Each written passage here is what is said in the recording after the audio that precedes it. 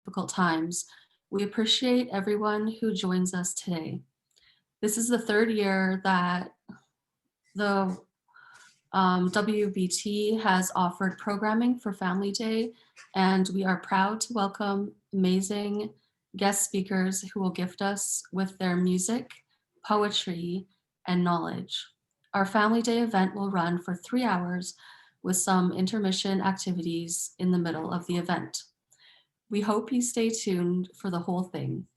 To kick off the day in a very good way, we are going to welcome a song by Nick George. Nick George is a member of the Tsleil-Waututh Nation, and he is passionate about helping Indigenous youth become respectful, knowledgeable, and proud Indigenous people. Though his work as a Lemon Cree Youth Ambassador, youth camp counselor, and an anti-bullying educator, he is also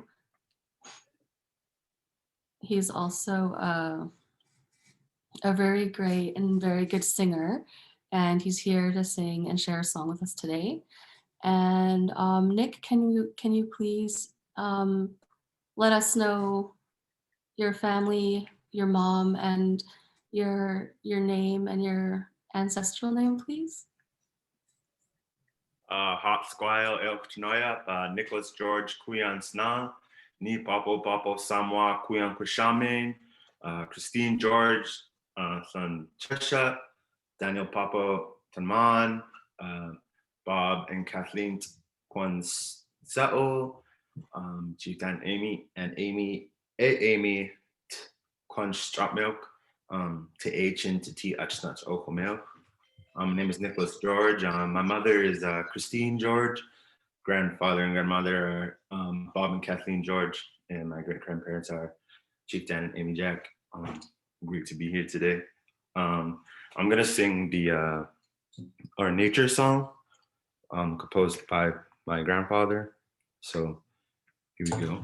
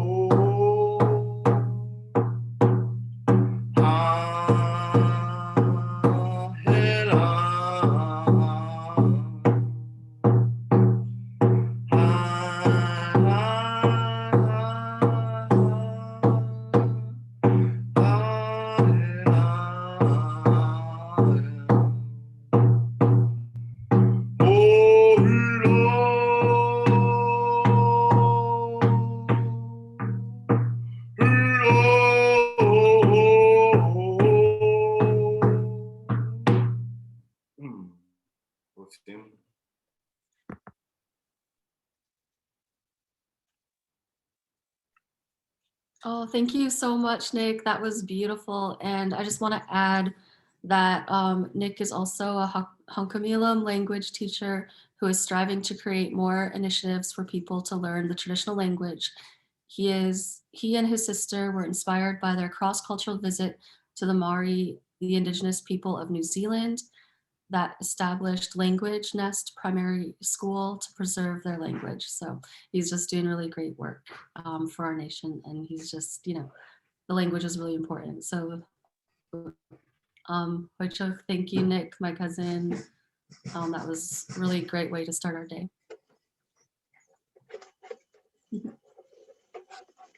Next, we have Carlene, and she is going to be joining us on Zoom. Carlene served 8 terms, that's 16 years, as an elected council member for her nation, Tsleil-Waututh. She is currently the special project manager at Tsleil-Waututh Nation with the Treaty Lands and Resources Department. Carlene has served on boards including the Aboriginal Advisory Boards of SFU, Capilano University, Burnaby School District, North Vancouver School District, the Natsama Tribal Council, and the Indigenous Advisory Board of Burnaby School District for the past 4 years. And she's also been a director at the Wild Bird Trust of BC, which caretakes Maplewood Mudflats. So thank you, Carlene. Hello, everyone. Sorry I'm late to the party today. I got mixed up on the time. I'm really happy to be here, and thanks to Leanne for organizing this, and Rachel, that's amazing that you're our MC, and Haichka CM to Nick for welcoming us and opening this in a really good way. So I always get embarrassed when people ask me for a bio, and it's in our ways, it's we don't talk about ourselves, we don't share about ourselves, but sometimes it's really good to sit and listen to someone list off some of the things that you've done in your life. And I've had a really amazing life, and I'm really happy with the work that I've done, and the work that I completed with other people, because it's not just me, there are other people that I work with, amazing teams that I get to work with. So I'm here today just to talk a little bit about our relationship, our connection to Burrard Inlet. As many of you know, Tsleil-Waututh means people of the inlet, and it refers directly to the Burrard Inlet all the way up to the Indian River and including the Indian Arm. And our people have been here since time out of mind. I really don't know what I planned on sharing today, except that I do have, where did I go? I thought I had it all set up. There we are. So I just thought I really love to share pictures. And so a lot of my story when I'm out talking and teaching about Tsleil-Waututh, it's drawn from my own story, from my own history. And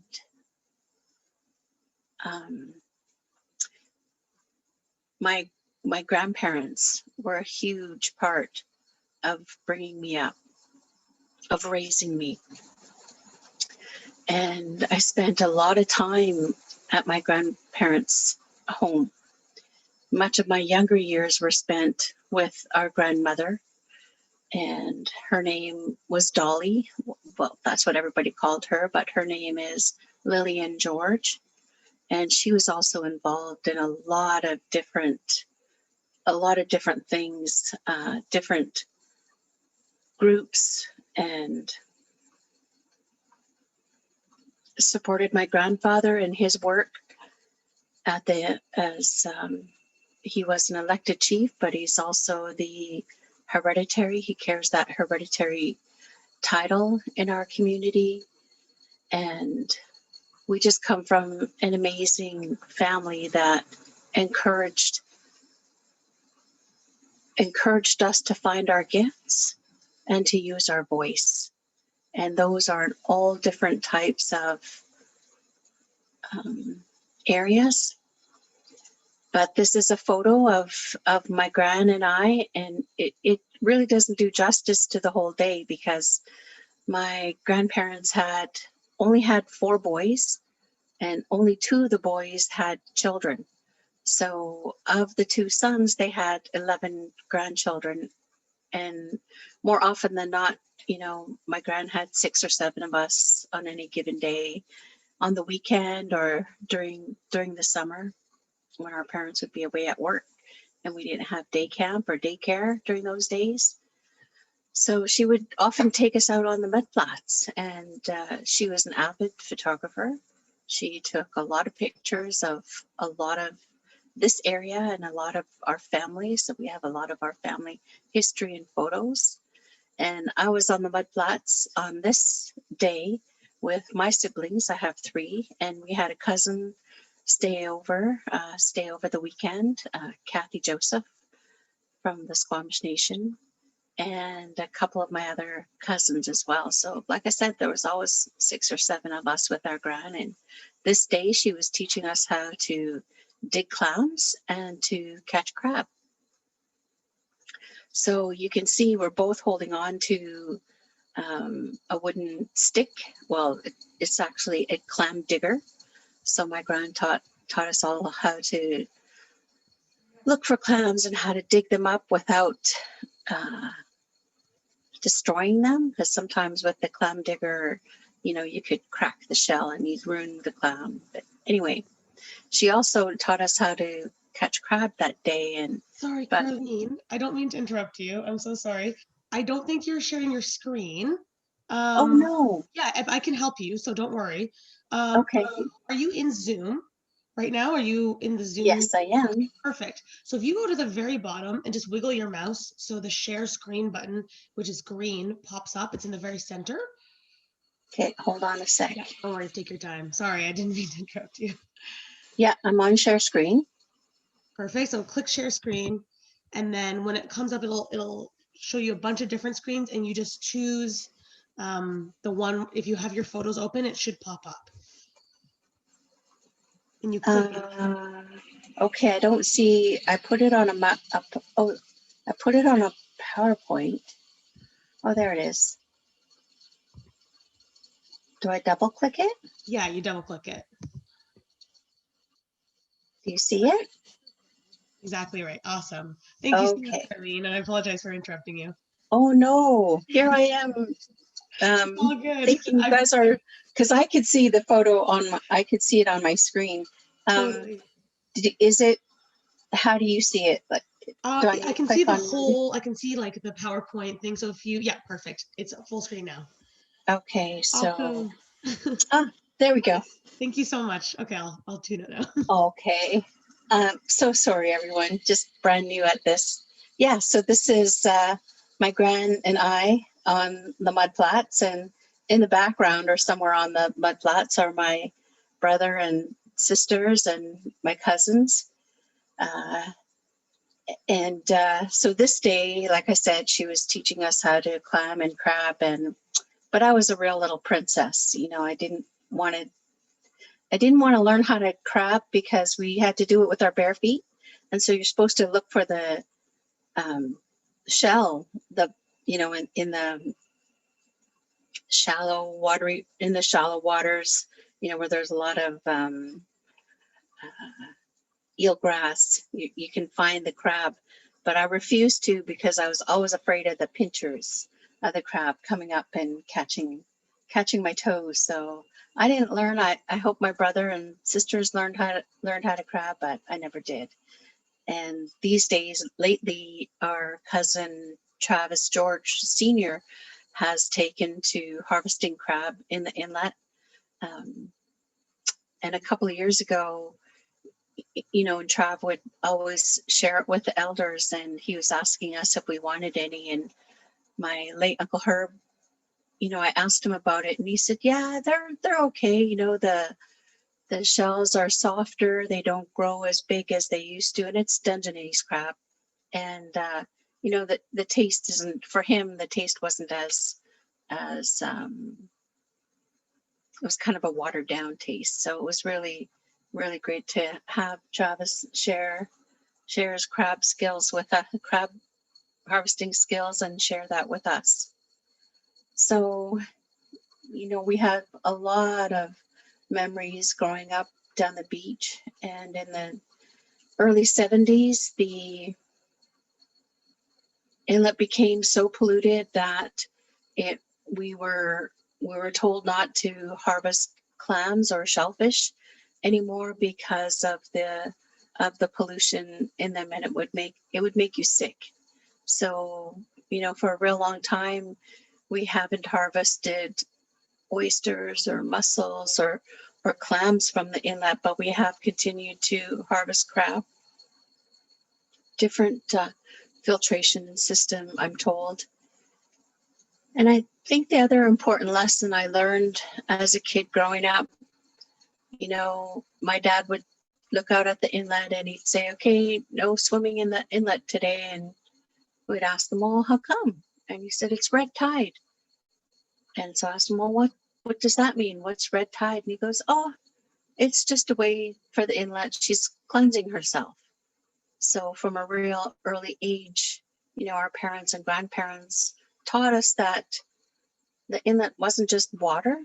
It was also a living entity that we had to respect and give space to, and also protect. So Swallowtail, I work in our treaty lands and resource department, but ever since the beginning, it's always been the mandate to protect and to rehabilitate our inlet, because as I shared earlier, we're people of the inlet. This photo was taken, I believe it was by either my cousin Paul George or one of our colleagues, John Kanofsky, when we started our fight against the then called Kinder Morgan pipeline expansion. It's now called Trans Mountain expansion. We needed some photos for our report, our assessment that we did on the project, and it's always good to have photos around. And I'm not too sure if this was actually taken from the Maplewood mudflats as we know them, because I also know what's significant about this photo. So it must have been John Kanofsky. They had found remnants of a fish weir that our ancestors had created there. And back then it was 150 plus years old. And, that was at least 10 years ago now. I can't believe we've been in this fight against Kinder Morgan for this long already. But I just thought I'd share that photo with you. And that we continue to work to revive our food sources in the inlet. I didn't get a chance to find a photo, but one of our land water environment teams has found an area in the inlet where we've started to harvest clams.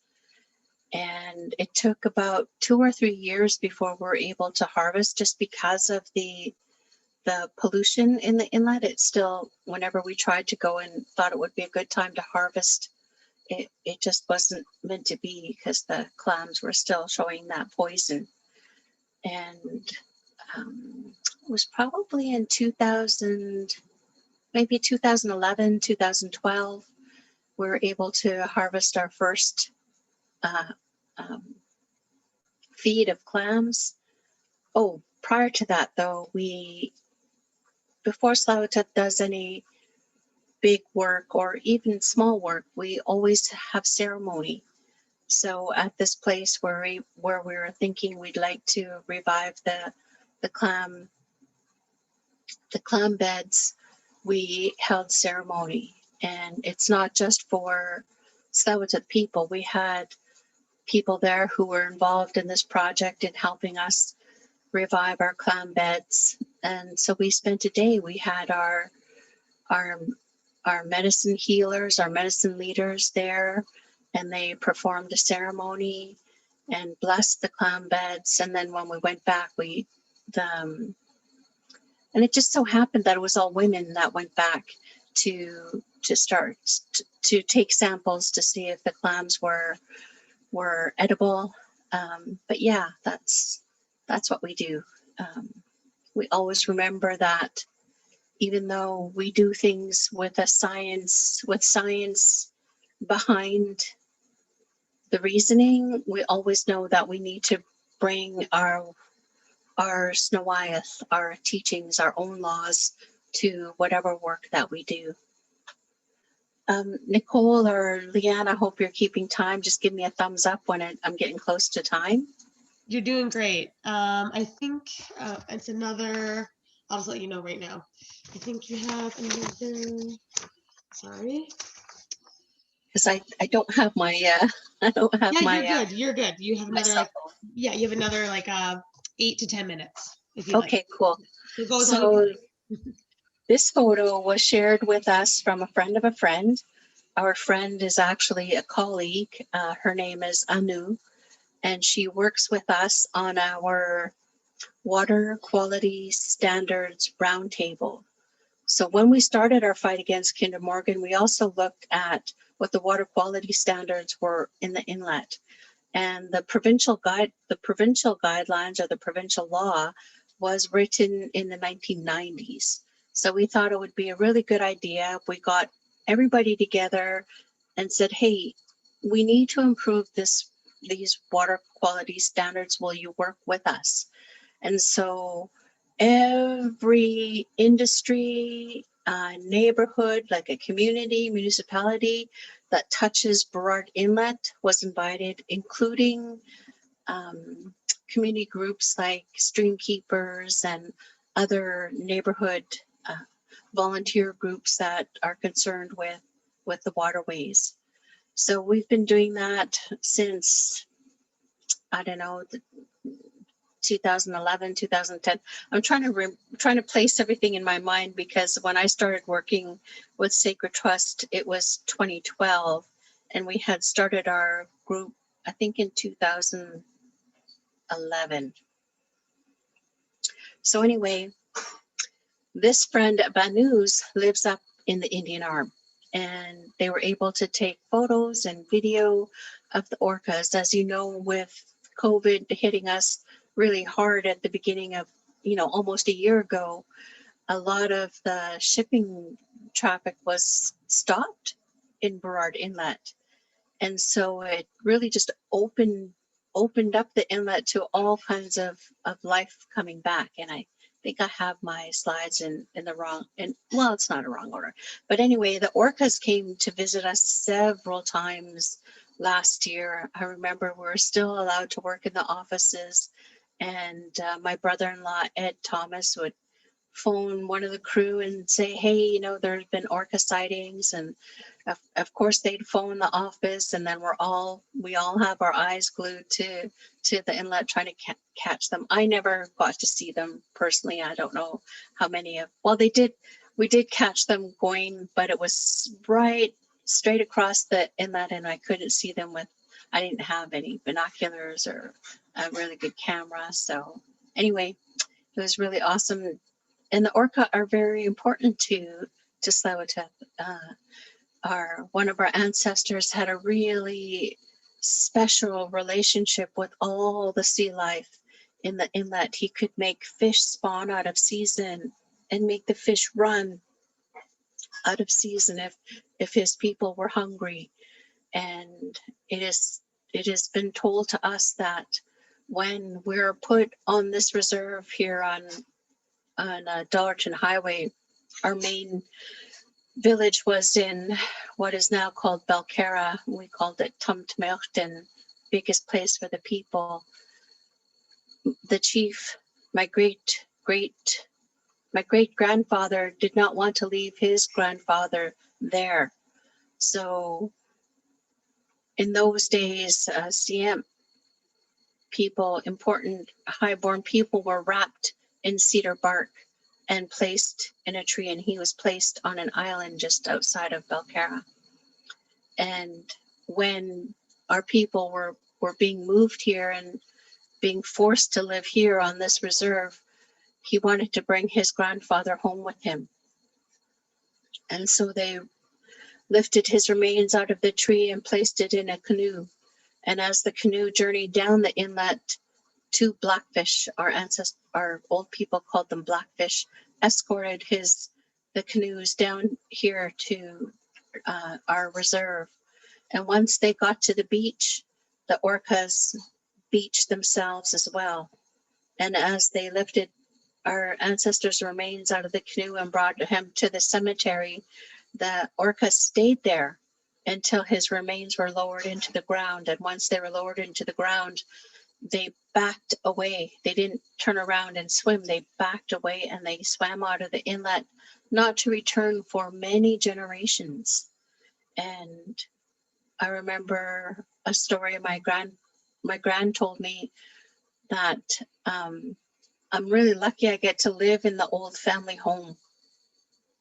So my great-grandfather was here sitting on his veranda, and he saw an orca come by through the inlet, and he went, "Oh, a big Tyee is going to pass away soon." And my grand was kind of wondering what he meant, and then a few days later, that's when he passed away.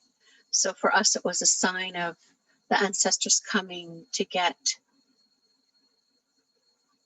for the one who's going to start to make that journey back home to the spirit land. And the next time after that was when our Uncle Patty passed away. The orca were out on the inlet, and it just so happened I was lucky enough to do an interview with some of our knowledge keepers around Burrard Inlet, and we were out on the inlet with this, Lauren Thomas is his name, and we're out just because he did a lot of fishing with his dad in the family rowboat, and he's reminiscing about the times he got to be on other boats, and he mentioned that he remembered seeing the orcas come in, and he remembered that it was the year that our Uncle Patty had passed away. Anyway, so another reason we were thinking about the orca returning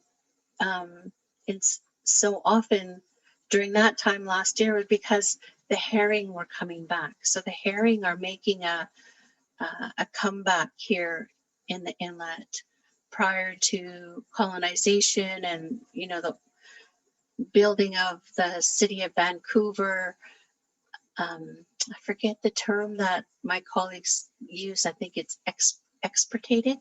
So what the people of the day had done was they used dynamite to get rid of the herring. So the herring numbers just crashed, and now the herring are just making a return. And this was a photo taken by one of our field crews, and I believe this is herring spawn on the rocks at one of the beaches up the arm. So we know, and we've always said, we give Mother Nature space and time to heal herself. Things will come right again. We just need to get ourselves out of the way and pay attention to how we fit into those cycles, because we do belong here as well. We just have to figure out how we fit in, and that's what our Snawayath tells us. Our Snawayath is our teachings, our laws. This is another photo taken by our crew. I believe they call it a mountain clam. This is actually one of our favorite clams. I can't remember. I think we just called them little neck clams. I'm not sure. But those were the kinds of clams that I was digging when I was down the beach with my gran. And this photo is, this photo is one of my grandfather's older brothers. And actually, Will to Right George, who's with us today, this is his grandfather. And this photo was taken down on the beach. And you can see he has his clam digger and he's got his mating boots. And his name is Alfred George. And if you notice all the white in the background, I used to think it was just, those are barnacles. So it just shows how well and alive our inlet was for a really long time. And anyway, that's the kind of work that Swallowtail does. We try to bring back our food sources. I remember telling, you know, I've made a lot of presentations like this, and I remember sharing with one of my colleague friends he's from Salmonut, from Duncan. I said, you know, I need to find the word in our language for resources, because, you know, when I use resources out here, you know, to a Western ear, it might sound like, well, for me, the interpretation is, you know, stuff in nature that we go and build our economy on. We just take trees for money. We take fish for money. And he says, you have that word. I said, oh, what is it? And sincere apologies, I'm going to say it wrong, but it's something like alston. And really it means food. So it's that which sustains us. So it's not just the food, it's the forests. It talks to about the trees and the rocks and things that help us as human beings sustain ourselves. And as I shared with you earlier, we do ceremony all the time. And one of our events, we're trying to, because another teaching that we grow up at here at Swallowtail is, we know we can't do this work by ourselves. We need other people to help us do this big, important work. And so I'm not sure if many of you are familiar with the tribal journeys. Began over 25 years ago from a young man who was from the Helts from Bella Bella, who was finding his voice, finding his way, finding his reconnection to his culture. And he built an ocean going canoe and traveled, I believe it was to Lalap or Swinomish, some of our relatives on the American side of the border. And so it just became a yearly annual thing. And when we started our fight against Kinder Morgan, we thought we need to gather people together. So we had our own little canoe journey. And we worked with the Squamish Nation, and many allies came and joined us. So we started off at Ambleside Beach, and Chief Ian Campbell did the ceremony there, and everyone then paddled their way over to Huayawichin to Kate's Park. And we had Gabe George as our speaker there. But before the canoes and the boats came in to do protocol with our leadership, they stopped in front of Westridge Marine Terminal. And it was the first time in living memory that we understand a water ceremony happened. So we had our spiritual leaders out on the canoe, and they performed, or they offered up this water ceremony at Westridge.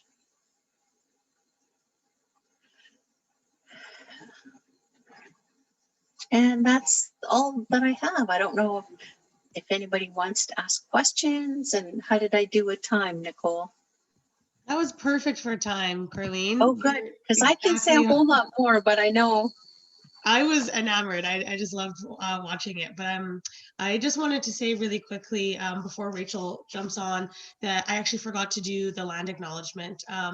So I'd love to do that after. But yeah, I don't know if anyone has questions, but if you do, definitely you can write. There's a Q&A function at the very bottom. So feel free to write there if you do have any questions. But thank you so much, Carleen.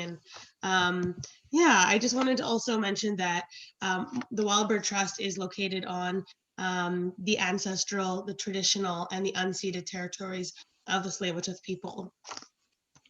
sorry, I just choked on my spit, on the Tsleil-Waututh people, of the Tsleil-Waututh people, and that we acknowledge that here at Wildbird Trust, we want to continue to strive towards building that connection, strengthening that connection, and really acknowledging the thousands of years since time immemorial that the Tsleil-Waututh people have been stewards of this land, and that is important for us to acknowledge. And so, Carlene, that was so beautiful of you sharing your words, and thank you so much. So I think that just shows you how much, thank you, how much history there is here of the Tsleil-Waututh people. So thank you. And Rachel, go ahead. I'm sorry. No, thank you. Thank you, Nicole, for doing the land acknowledgement. That was really great.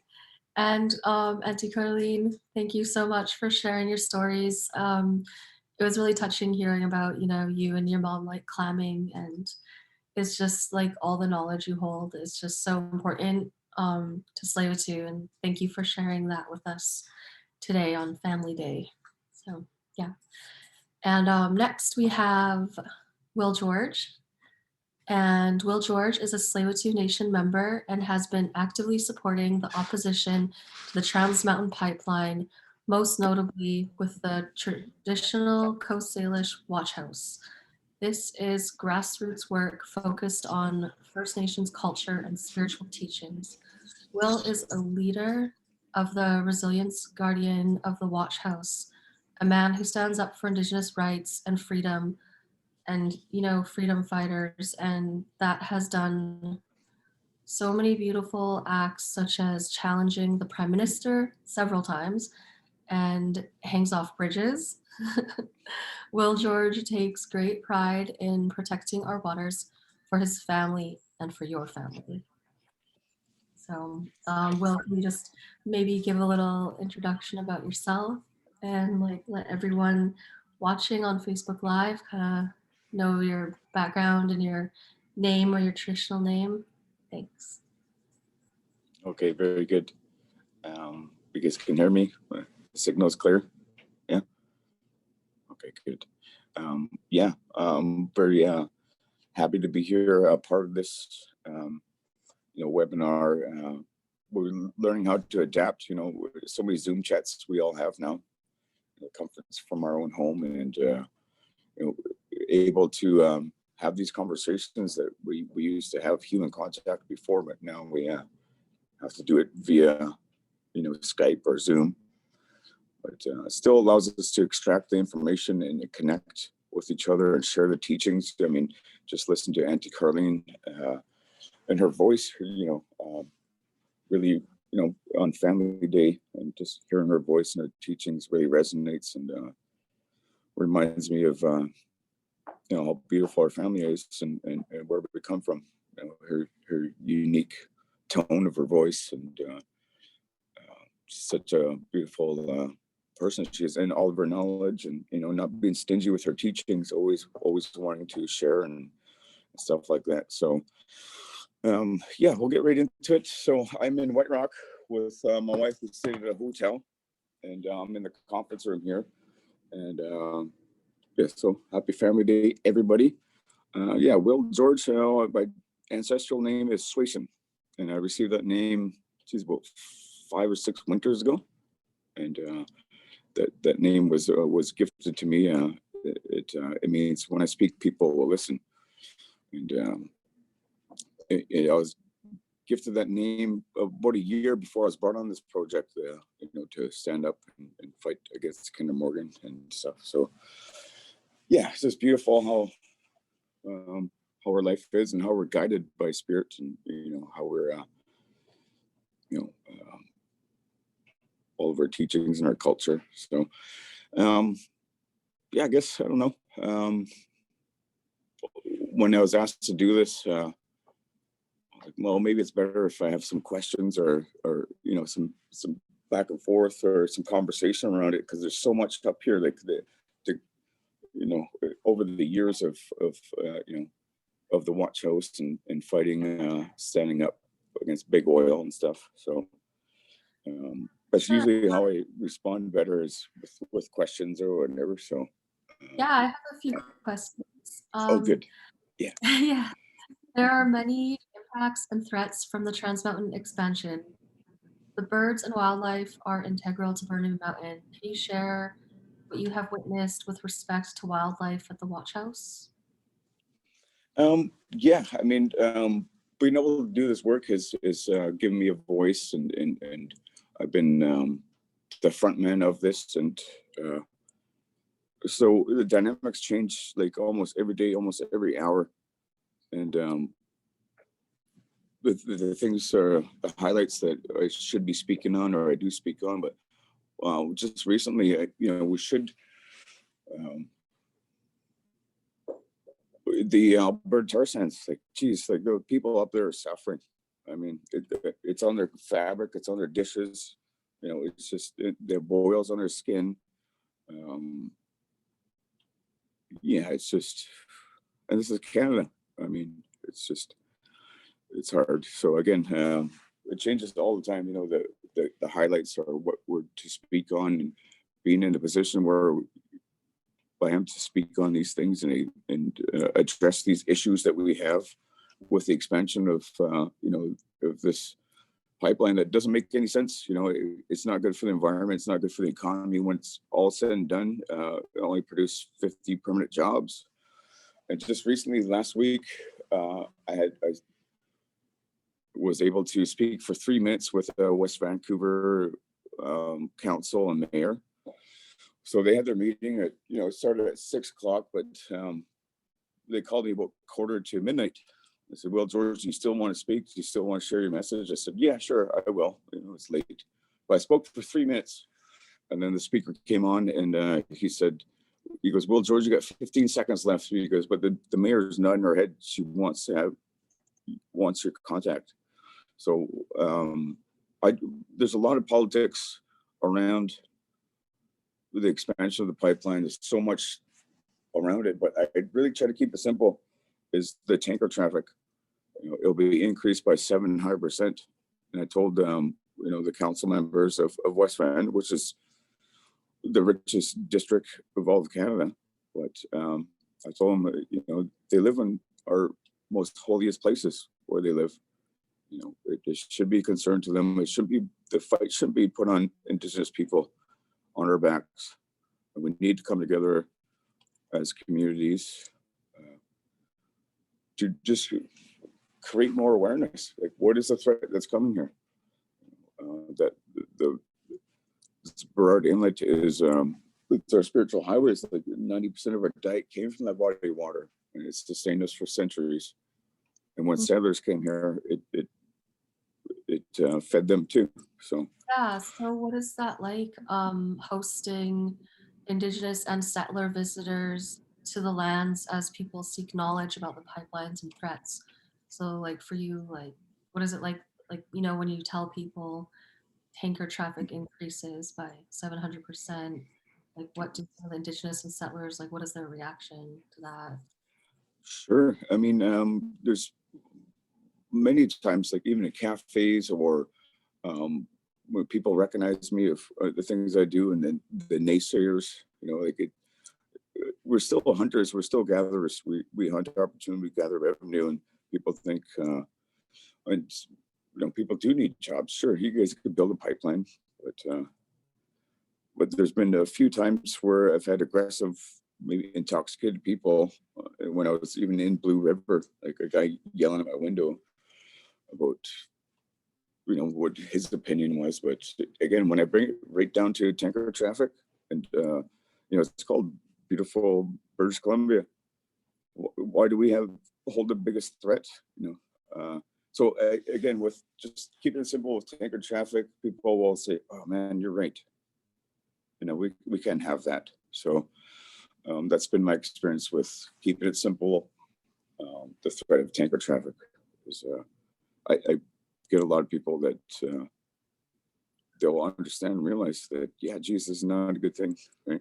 So. Yeah, no, for sure. And like with so many industrial projects like the ones you're talking about in these lands and waters, with attempted port expansion, and like what are some, like how do I like word this?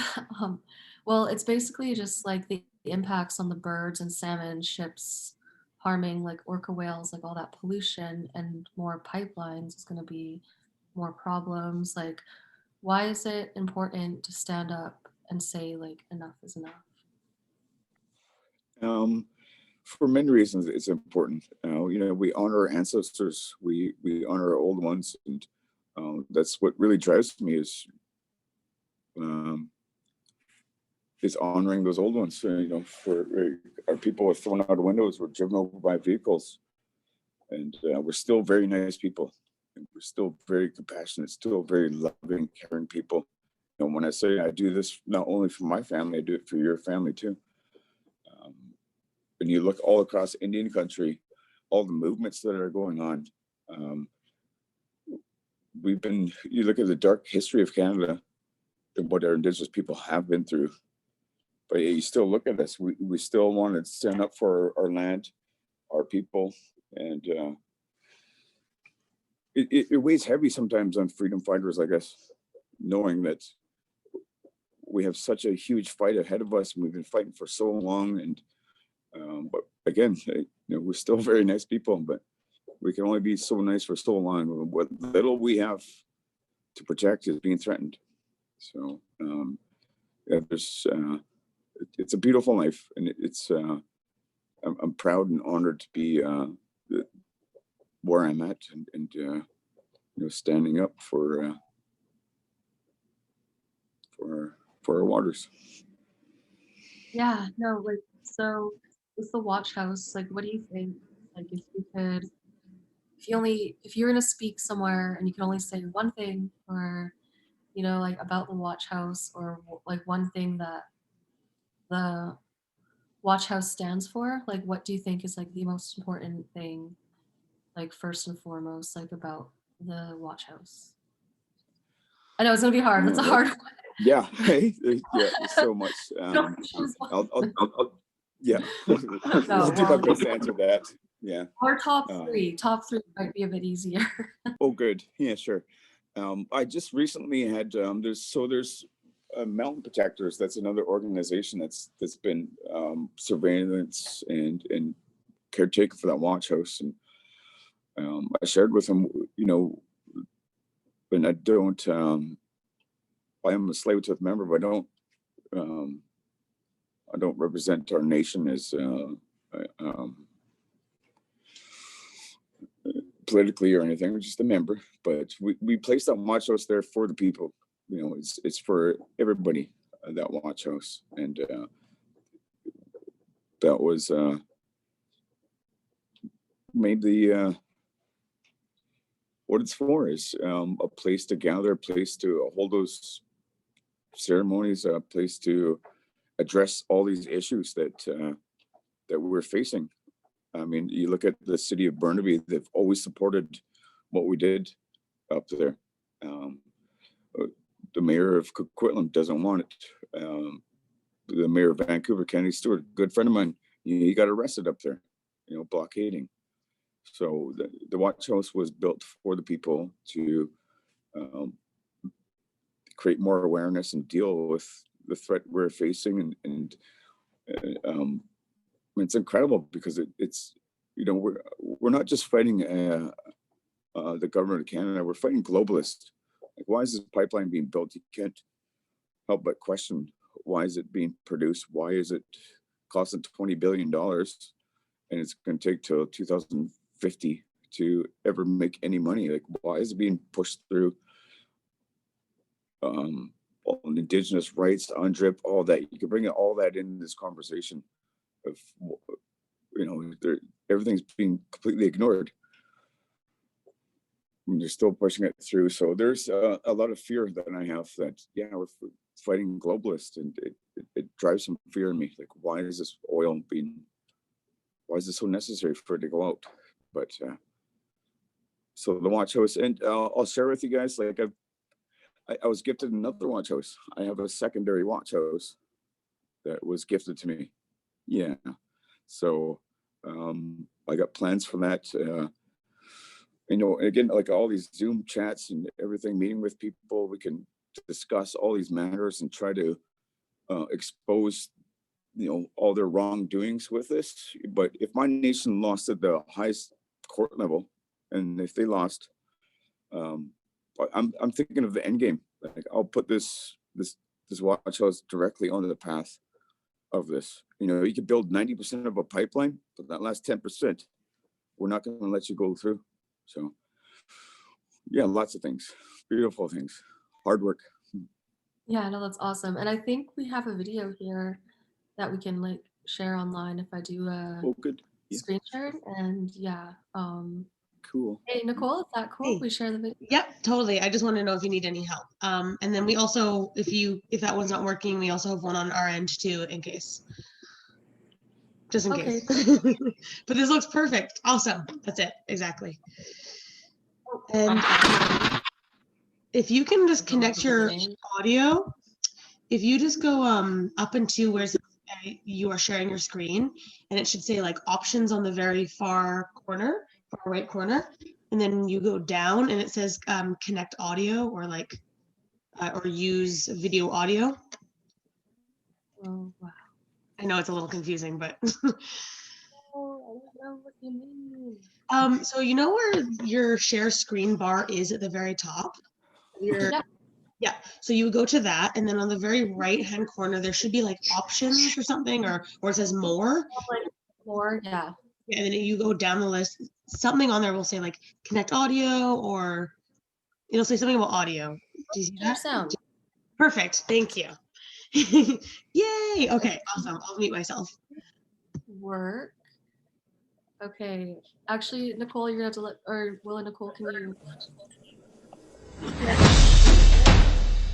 Oh, I can hear that.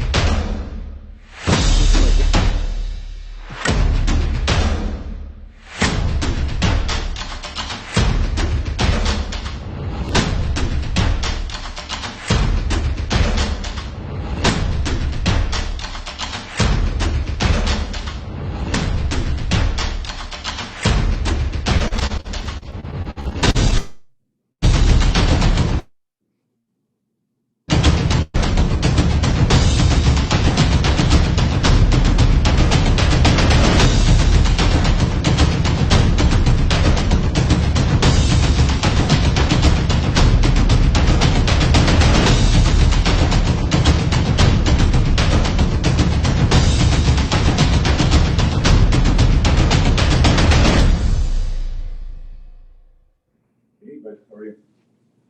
Yes, hello. Hi there. That was awesome. Oh my God, yeah. It's a really beautiful video.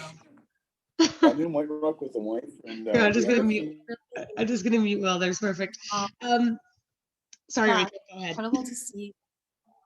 Yeah, no, it's incredible to see. Like, it's one thing talking about it and like Will being here and sharing with us, like what he does, but then to like share this video is so impactful for everyone to see. Like, Exactly. I actually live up by the watch house. I live in that neighborhood right by Trans Mountain, and I have like firsthand seen, because I grew up there, right? So I've seen how much of an impact this pipeline and this oil, has made on the environment and the ecosystem up there, and it's scary. It's I mean, my uncle who's coming on soon will talk a little bit about it too, but it's terrifying seeing what's happening to our nature, to our animals, and these are all our family, and it's sad to see that. And so Will, thank you so much for sharing your knowledge, your expertise on that.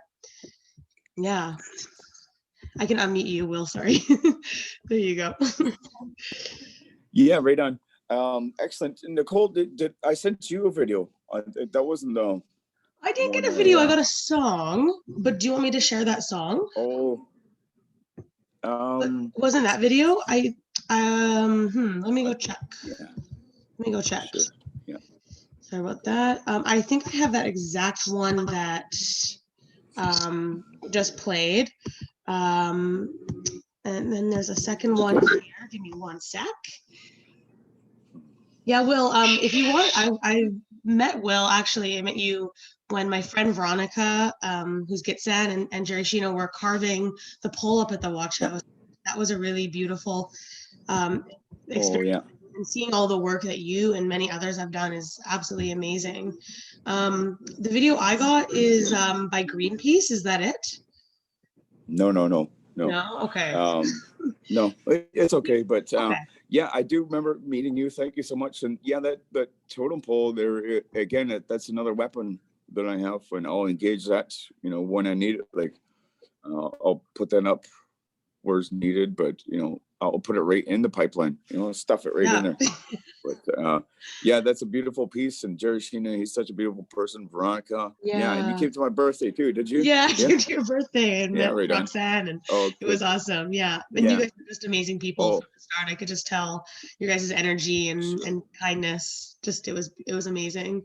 But I will definitely link that video for anyone who's watching.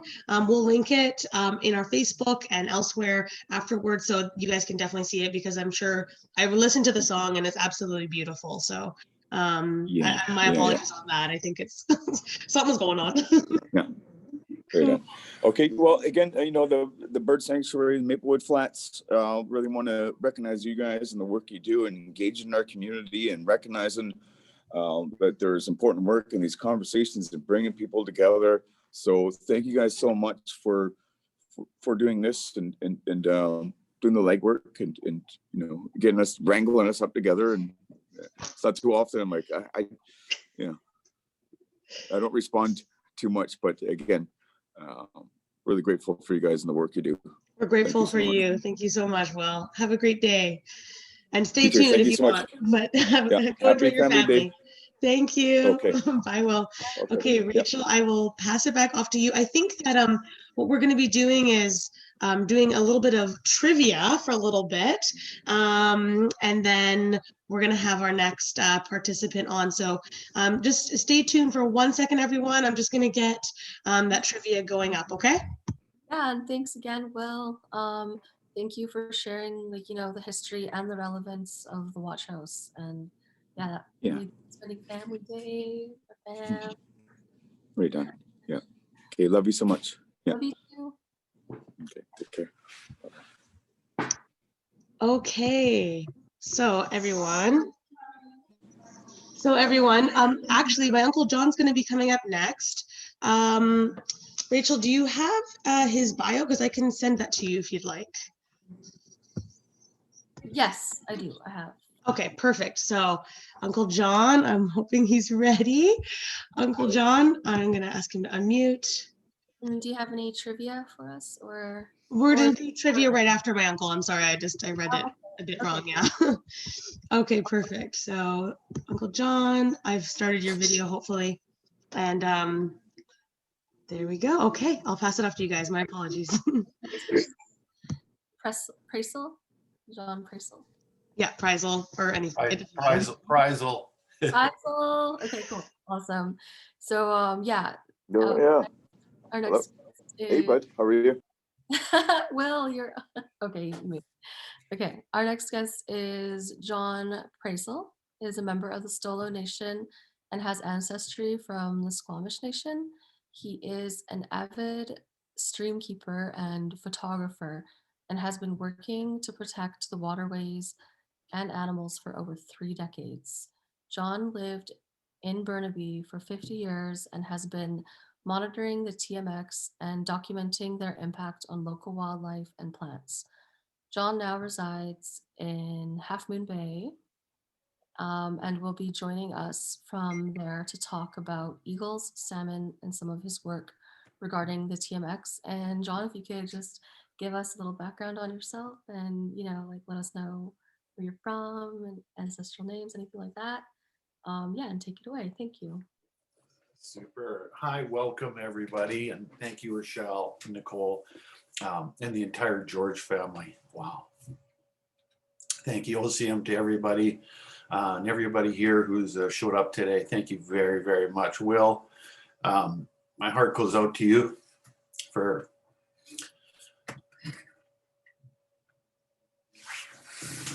everything you've done. You're an amazing man and brother. Sorry, I get a little emotional here. I've been monitoring with Trans Mountain Pipeline for over a decade now. Nicole and myself, my niece, we lived right in the bottom, right underneath the tank farm. I've been looking after Silver Creek, Eagle Creek, Stony Creek, specifically Silver Creek, which is they are all sacred salmon creeks for us. And when Kinder Morgan, Trans Mountain actually at the time, had already planned to do a proposed expansion, I was a little shocked that they were going to do it in the creek that I'd been looking after with other people. The Ed Van Yu and their family had looked after it for many years. It's a small creek, forgotten creek, but since I have such little time, I'm just going to tell you what Trans Mountain has done to that in the last 3 years.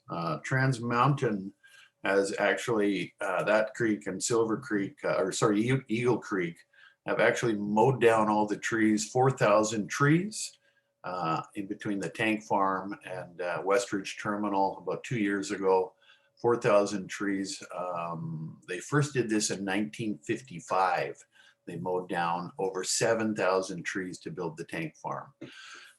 When they initially, about 2.5 years ago, mowed down, you can see some photos here. These are some of the first photos that came out of the first 400 trees. They were actually critical territory for the eagles, which I've monitored for about 25 years up in Burnaby Mountain. Now doing that here up in Secret Cove and Seashell Nation. You can see there's a photo I took here outside of the Kinder Morgan Trans Mountain gates here from about 2 years ago, 2.5 years ago. You can see the size of some of these trees. They're on top of the tank farm. The critical perch trees for the eagles that live on top of Burnaby Mountain. Eagles, as many people know, love overlooking, the ocean, the creeks, the wetlands, anywhere they can grab a duck, snag a duck out of the air. Squint Lake is below this area here, not too far away, about a half a kilometer away. Kinder Morgan at that time, Trans Mountain, mowed down 400 trees basically in a day and a half. I was away, I was up here at that time. When I came back, I was shocked. This was not in the initial plans. So I complained to the National Energy Board at the time and continued to complain to them for actually quite a few years. You can see here Camp Cloud here, and was here. They did some amazing work back then too. A lot of people don't realize that these 400 trees the initial 400 trees were critical habitat. We have some pictures of eagles here too that I took. When I came the following day, the following weekend on the Monday, the eagles actually were in distress. I've been watching them at that point for over 25 years. And literally the eagles were in distress. They'd lost their perch trees. They were circling. I have a few of the pictures here. We've got extensive video. I complained to the National Energy Board. There was actually a temporary halt on some of the trees here. Coyote den was mowed down totally. They didn't even know, they had no idea. But this is critical habitat, not only for the eagles, but also the sacred salmon. The salmon here, right here and behind here in the middle there, you'll see is what's left of Eagle Creek. They should have left 25 meters at least on either side of this in the riparian zone, but they just mowed it down. I complained when they did this to the National Energy Board at the time, which is now the Canada Energy Regulator. They actually put a halt on. We found so many non-compliance issues. I found 17 or 18 in one day non-compliance issues. I forced the National Energy Board at the time to hold the first and only at that time full joint inspection. And I'd like to thank the Burnaby Now for helping me with that. Back then, we did some really good work, and the Burnaby Now has been instrumental in helping me over the years save these salmon creeks as best we can. Since then, Trans Mountain has mowed down literally 4,000 trees there.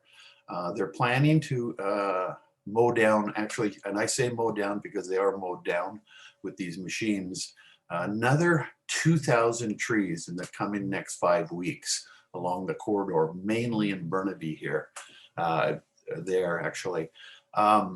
I want to tell and assure everybody that this is critical habitat. We cannot afford to lose any of this type of habitat with these trees.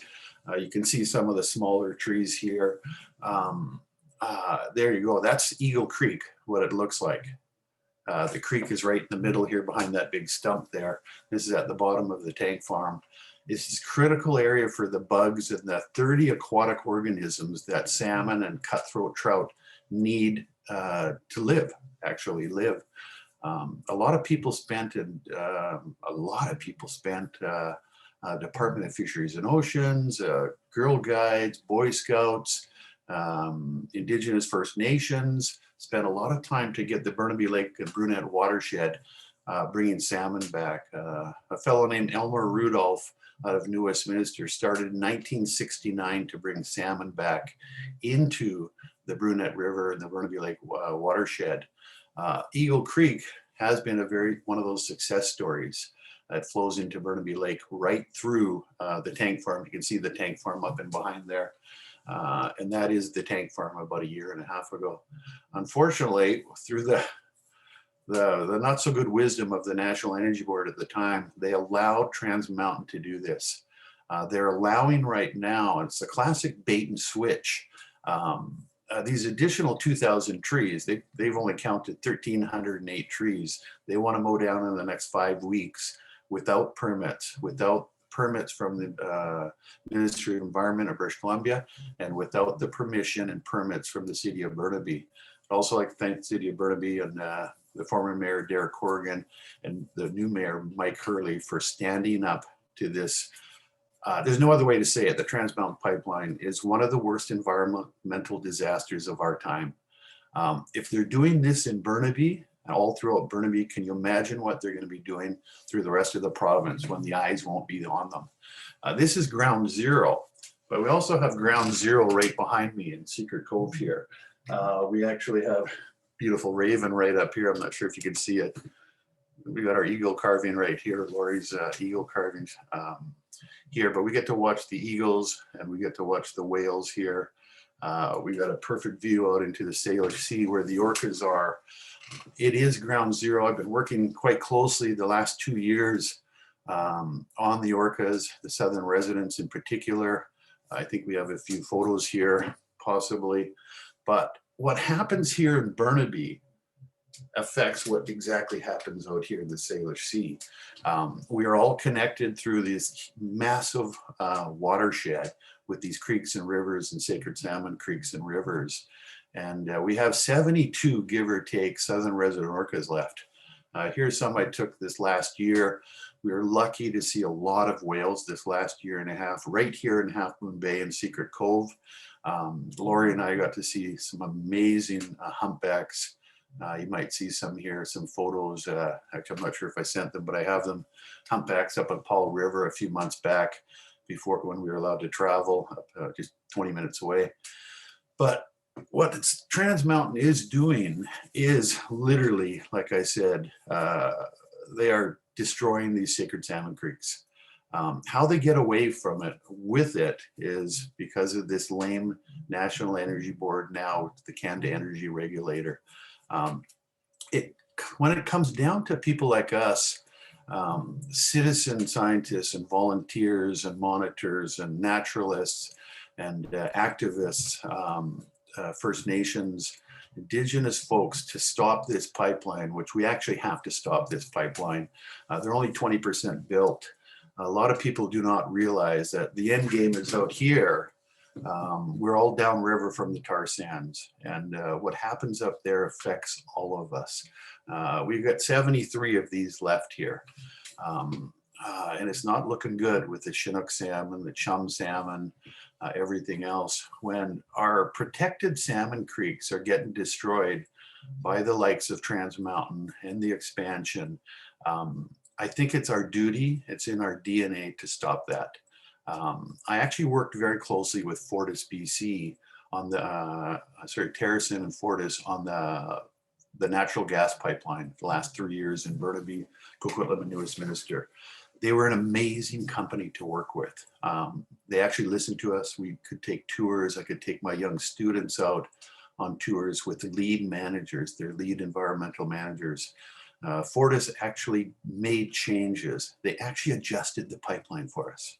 So I want to assure everybody that one person can do amazing work. Together with all of us, we can do some incredible work and actually halt this pipeline.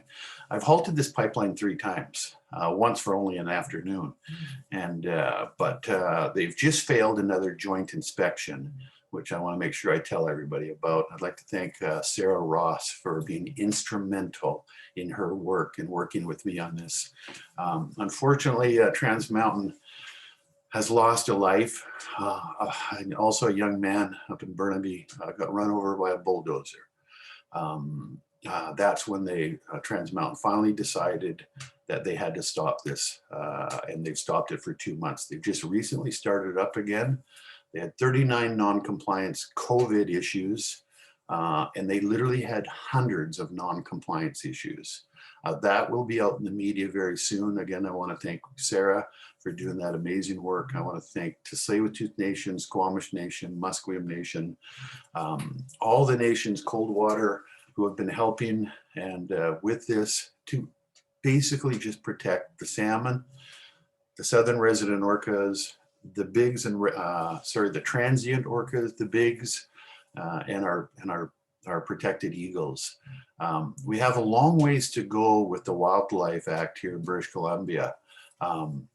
But you can see when a company can do something like this here, right smack dab in the middle of Burnaby, one of the most dangerous places in North America to have a tank farm. When they opened this up in 1955, 56, there was not many houses around. But since then, we are literally, and my niece and a lot of friends live right below here. If there is ever an accident or a spill, there's so many creeks that go right through here and underground streams and stuff. We definitely have an issue downstream, and it could affect the lives of up to 30,000 people. And I'm not talking a fire or a boil over here. I am only talking about a spill. Up until recently, they haven't even had proper stormwater management system up there. They haven't had proper scrubbers on the top of their tank farm. But what we have to do, and I'm asking everybody to just think about these beautiful trees that are here. These are actually second growth trees down below in the photo you see here, right below the tank farm.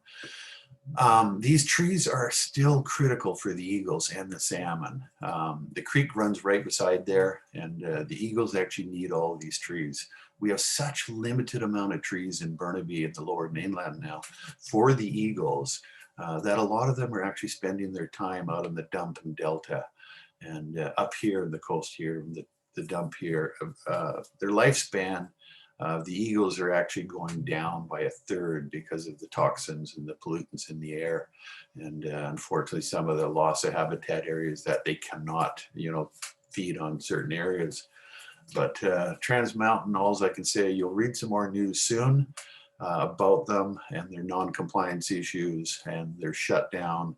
And again, I'd like to thank everybody here for showing up, and Rochelle, the George family, you guys, you warm my heart. We are all related, and literally we are related. My mother's watching today, and you guys have done so much with Squamish Nation. My 86-year-old mother's watching today, and she's got some fun stories about your uncle and grandpas and Chief Dan George, and some really cool stories. And when this COVID is over, we can get together, we can share some stories. But in the meantime, we still have to protect the habitat and the sacred salmon, and for the eagles and the orcas. And I thank everybody for doing your fair share. Go see them. Thank you so much, Uncle John. I just wanted to say really quick that Will George said that he might like to share something. Will, let us know if you would. Yeah, hello there. Hi, do you need some? Yeah, yeah. I just, hi, John. How you doing, brother? How you doing? Good. Love you. So good. Yeah, I did want to share with you, and first of all, thank you for all your hard work and the things you do. So I want to, you know, just recognize you right now and uplift you, because you got a little choked up there, and so did I when you did. I had a lump in my throat too, and I still do actually. And so again, just want to lift you up and thank you, and for all your work, and you know, being who you are. We all have our gifts, and over the years of knowing you and meeting you through this work, just really grateful. We all have our gifts and our challenges. You know, I do what I have to do, and I'm really good at it, and you do what you got to do, and you're really good at it too. So but this time I'd just like to really thank you and extend that warm gratitude for what you do, for being a stream keeper. So thank you, Will. yeah, you mean a lot to me, sure. and mean a lot to a lot of people. That when it comes down to the Indigenous folk, as you said, our family, our big large family throughout British Columbia, to stop a project like this, it comes down to people like you, your family, and you have been a catalyst, and literally a magnet for a lot of positive energy to come out of this, and for us to respect our elders and to actually stop this pipeline. This pipeline is an environmental disaster. A lot of people don't realize how much money on top of the $20 billion is spent. I'm a member of the Ocean Protection Plan, Prime Minister Trudeau's protection plan.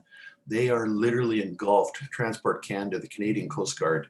The media has not picked up on this yet, but all Environment Canada, again, Transport Canada, Department of Fisheries and Oceans, about 50% of each of these large ministries are putting time into this proposed pipeline. I still call it a proposed pipeline. I still think it'll be shut down because they're only 20% built. They're billions and billions over top budget, but they are destroying a huge part of this province right now. And for something that may last 5 or 10 years, but with some of the dirty oil in the world. So we have to protect, and again, thank you for that. We're protecting our shared environment for our families and future generations, and our neighbors that sometimes are a little afraid to get into this. And it's a fight. My mother always says it's not a fight. This is actually a fight. You built a watch house for this. We have to protect the wildlife and the salmon. The salmon is the lifeblood of British Columbia, and it has been for coastal peoples and interior peoples since time immemorial. And it's in our DNA to protect it as best we can. And thank you. You're doing an amazing job. And to the entire George family, to Tsleil-Waututh Nation, Reuben George, my amazing mentor, you're a mentor, and Squamish Nation, thank you. OCM, yeah, right on. Thanks so much. I'm glad we were able to reconnect. It's, you know, again, the global pandemic and stuff, and we're not able to see each other. So it is really heartwarming to hear your words and to see your face right now. And we have that reciprocal relationship, you know. So again, I really wanted to acknowledge you and thank you.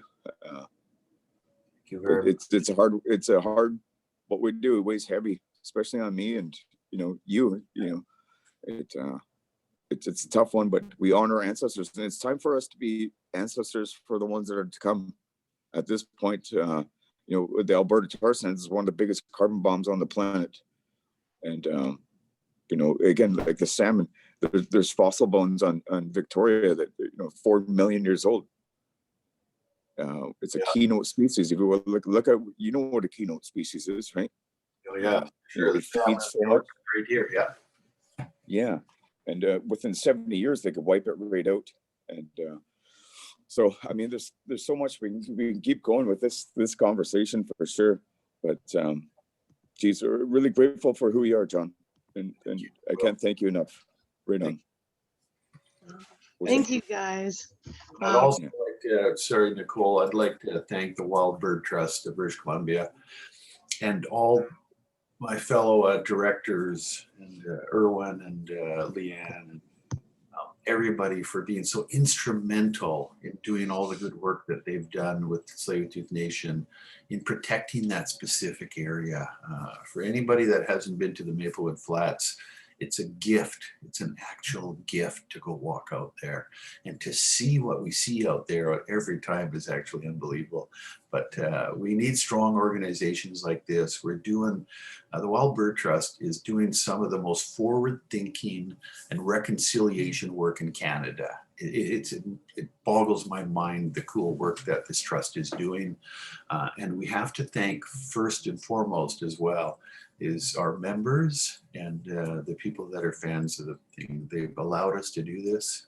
And the bottom line is we're just protecting the environment and literally the wildlife. So thank you very much. And I'll leave it at that. If there's any questions, Nicole, or. No, that was amazing. Will, Uncle John, thank you. I just love listening to you guys. And I think Rachel and I Is he your uncle, or you just call him uncle? No, he is my uncle. Really? Yeah, he is. Yeah, we are. My dad has 4 brothers, so he's one of them.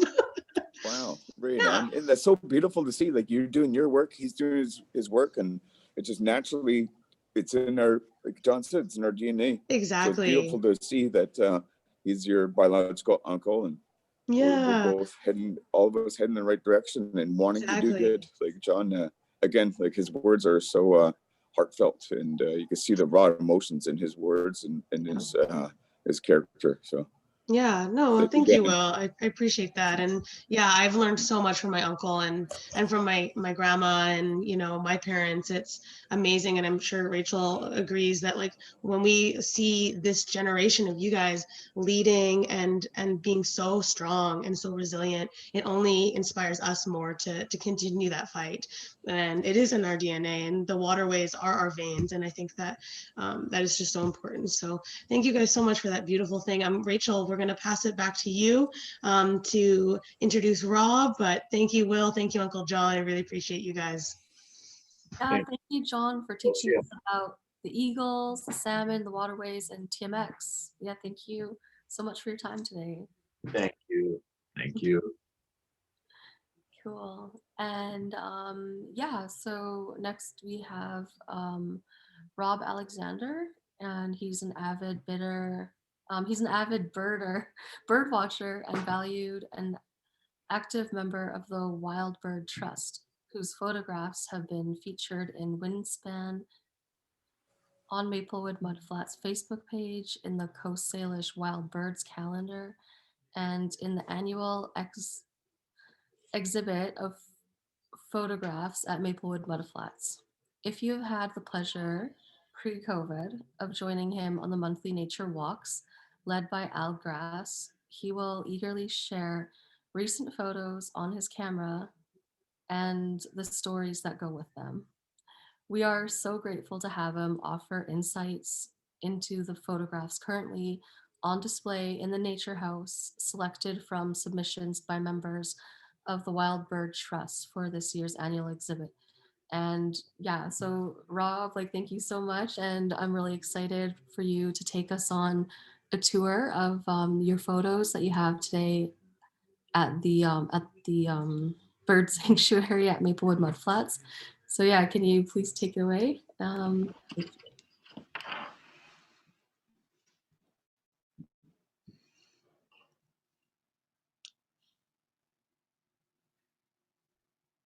Hi, I'm Rob Alexander.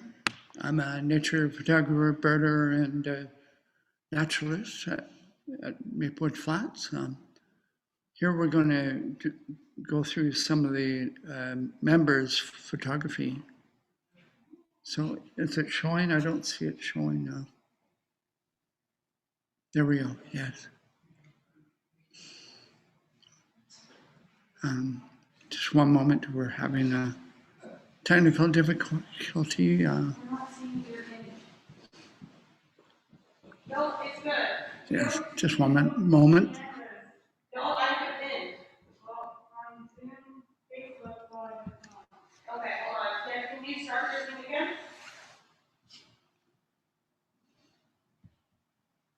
There we go.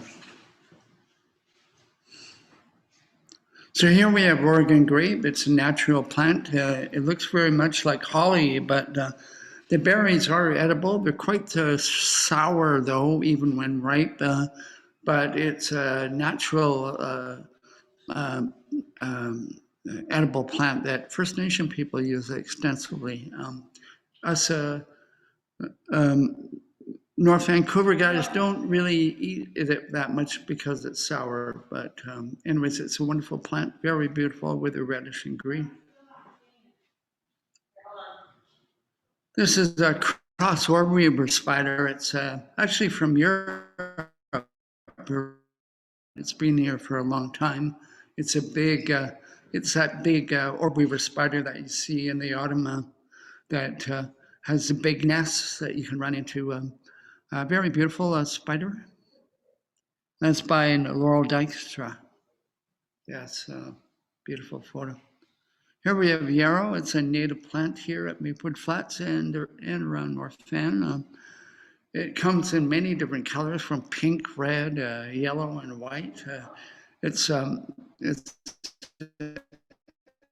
amazing plant for medicinally. All parts of the yarrow is used in First Nation health. And if you look closely as a photographer, you'll always see lots of interesting insects on there feeding on the pollen.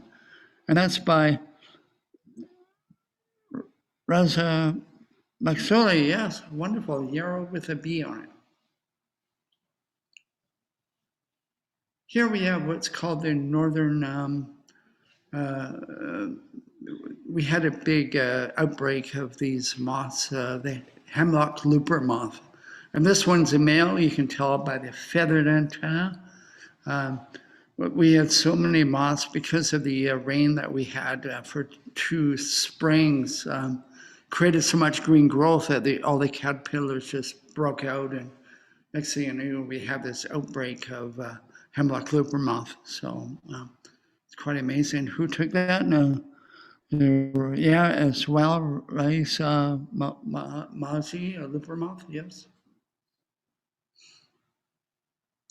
Here we have a beautiful Western tiger swallowtail on beautyberry. As you can see, it's drinking nectar. The stripes of the Western tiger swallowtail mean so, and that means do not eat me. That's from Brett Brown.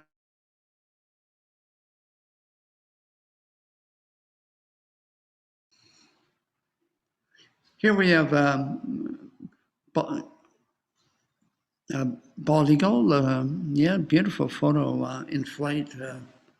And we have resident bald eagles here at Maplewood Flats. They'll be nesting at the mud flats. These are the two residents here. Looks like they're drying out after diving in the water, which they do frequently to get food from fish to ducks and everything. But they are the hierarchy for the predators around here. This is a male and female. The one with the kind of short white neck is a male, and the jagged neck is a female. And that's by Sue Flucker, I believe.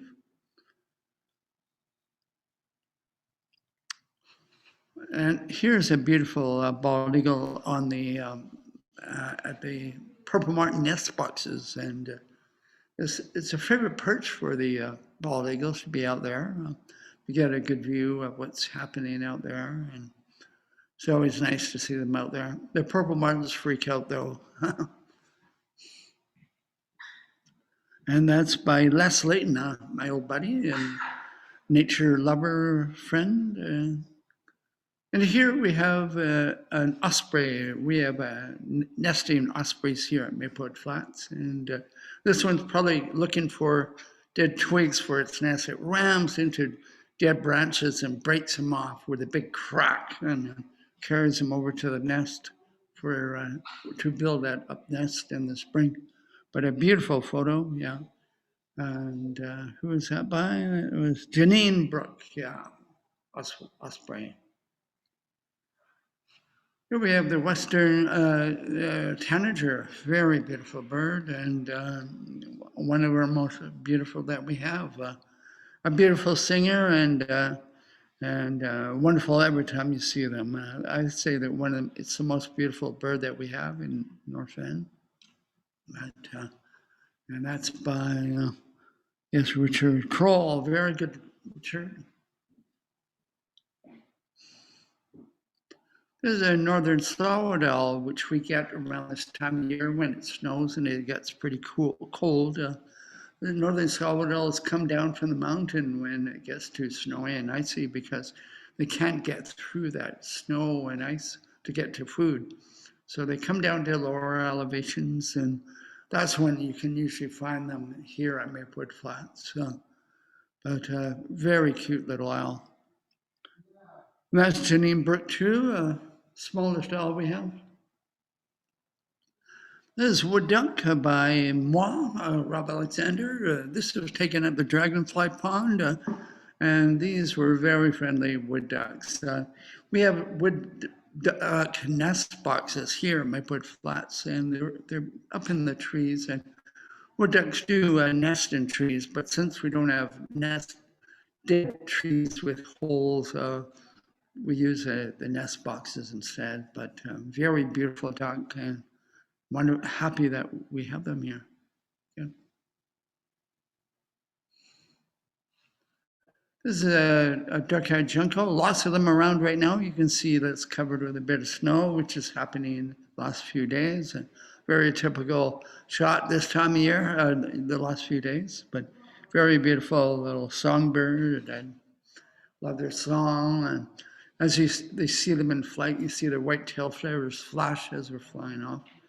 But very beautiful. And that was by Laura Dykstra. Beautiful, Laura.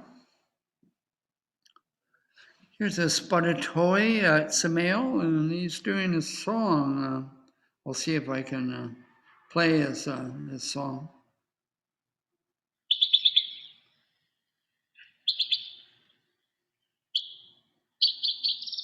This is a male singing. That's what they sound like. That's trying to find the female. But very beautiful, and who's it by? This is my favorite songbird, by the way. And Nick Weston, yes, spotted toy. And here's my black cap chickadee. I took this here at Maplewood Flats. It was a cold day with a hoarfrost, you can see. So black cap chickadee, very beautiful. Everyone loves them. They have a hierarchy in their life where they, the older ones are in charge, and they're always keeping the young ones, put them back in their place.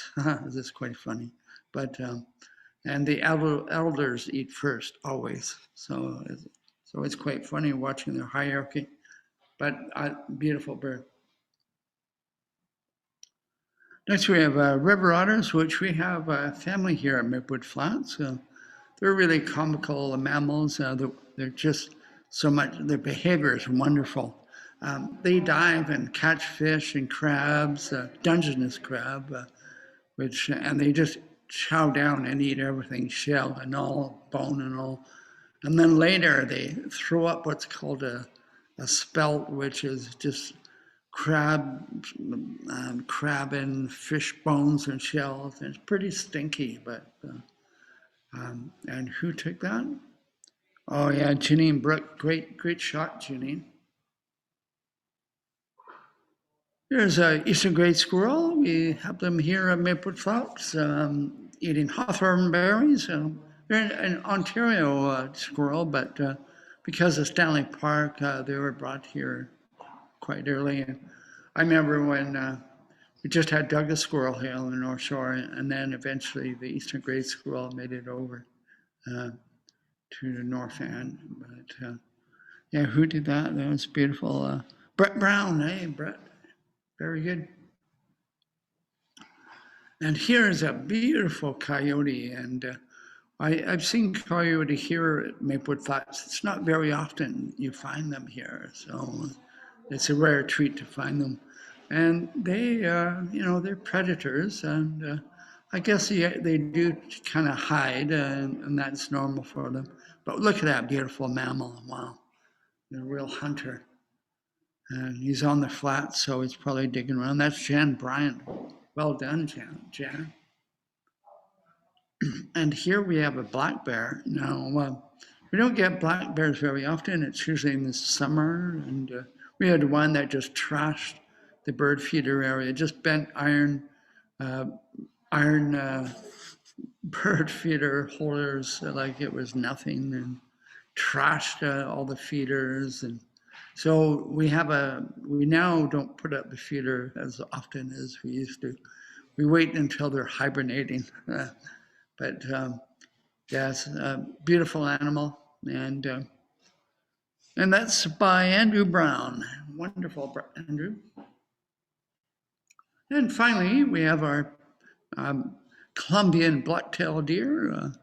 They're a specific West Coast deer species that we have, and here you have a fawn with a female, and it's quite common to see them on the trails here at Maplewood Flats. And just keep calm, and they'll be calm with you. And they're really, really wonderful and friendly, and just munching away. So yeah, beautiful. We did that. Oh yeah, wow. Hey, Sue Flecker, wonderful shot. So I think that's it, everyone. Thanks for the show. Bye-bye. Awesome. Rob, thank you so much. I mean, you're downstairs, so. Yes. Would you just mind, Rob, muting your computer or turning it off just so it doesn't echo? Sorry, guys.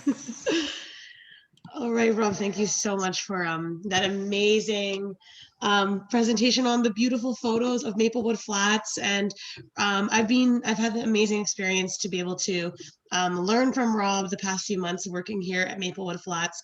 And his knowledge and expertise and wisdom of all the animals is absolutely amazing. So a huge thank you to him for that. So everyone watching, just to let everyone know, we are going to be doing a little bit of an intermission, a little bit of a stretch break. So you can get up, you can stretch, get some tea or some coffee, whatever you want. And during this intermission, I'll be doing some trivia. So if you'd like to stay tuned for that, definitely stay here. We have some awesome prizes to give away. And yeah, so I'll just be about 30 seconds setting it up and we'll begin. But you have about 5 to 10 minutes for your break. So, okay, stay tuned.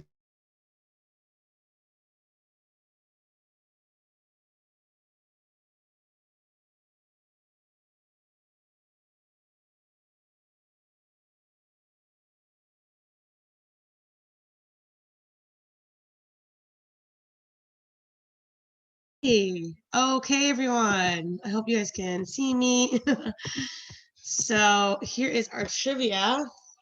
So how this works is if you guys know the answer, because I can't see you, what you're going to do is when you're in Zoom, hold on one second. Actually, I'm just going to stop sharing my screen for 1 second. What you're going to do is there's a little Q&A button at the very bottom of your Zoom screen.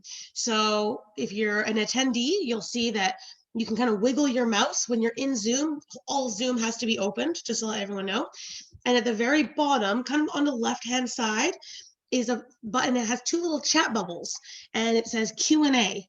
And so you can either answer there, or if you have a chat function, which I don't think attendees do, but if you do, you can write the answer there. So whoever's the first to answer gets a point, but it's just fun, and we just thought it would be a nice little activity to do while we're setting up for our next guest.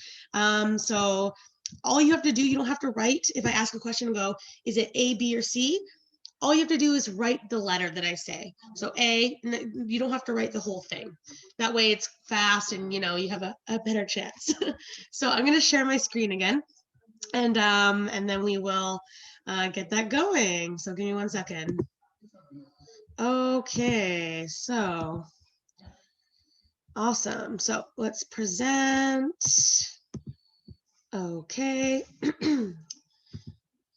Okay, so yeah, here are the rules. So again, just use the chat box or the Q&A function, and that should allow you to yeah, answer.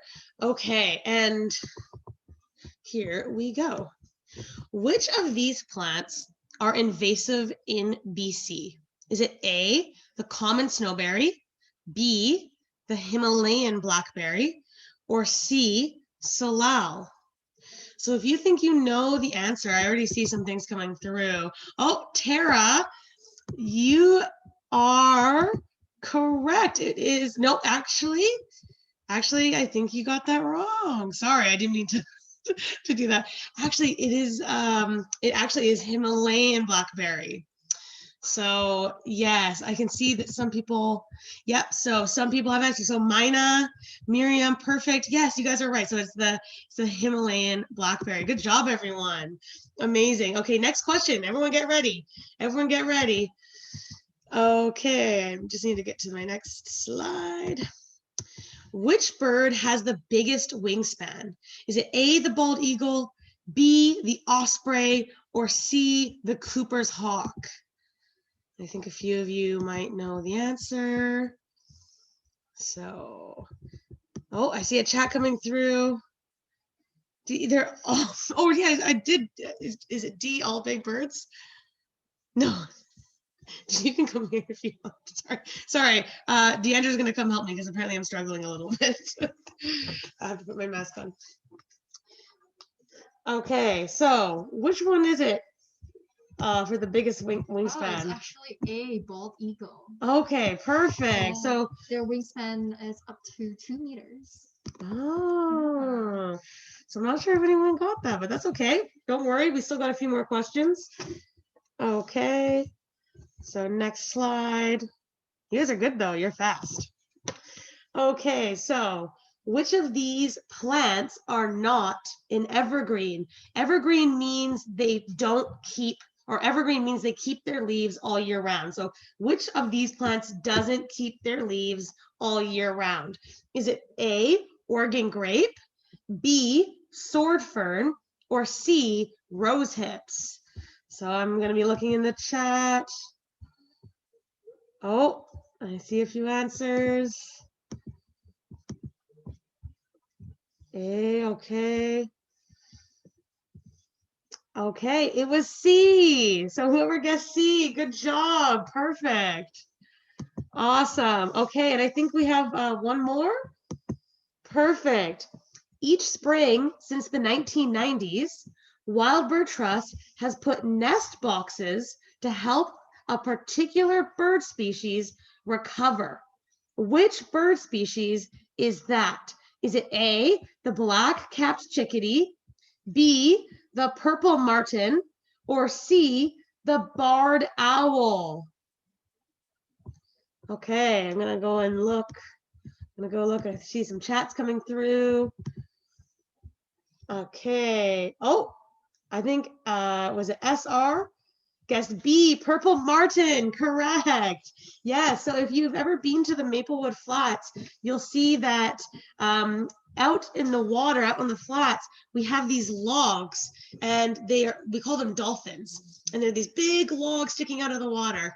And we put the purple martin boxes there to basically allow these birds a place to stop, to rest, to nest, and to recover because of their migration. And it is amazing to see all the boxes and the numbers. So yeah, perfect. Okay, everyone. Well, I think that is it. So that was our trivia. But before we get to the next person, here, I'm just going to stop my video.